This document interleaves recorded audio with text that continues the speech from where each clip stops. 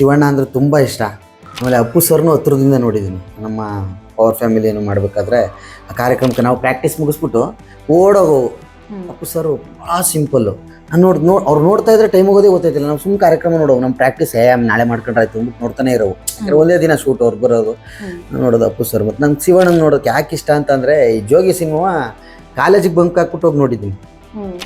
ಯಾಕಂದರೆ ನನ್ನ ಅಜ್ಜಿನೂ ಇದ್ದಿದ್ದು ಜೋಗಿ ಸಿನಿಮಾದಲ್ಲಿ ತಾಯಿ ಮಾಡಿದಾರಲ್ಲ ಅರುಂಧತೇವಿ ಮೇಡಮ್, ಅದೇ ರೀತಿ ನನ್ನ ಅಜ್ಜಿನೂ ನಾನು ನೋಡ್ಕೊತಿದ್ದು.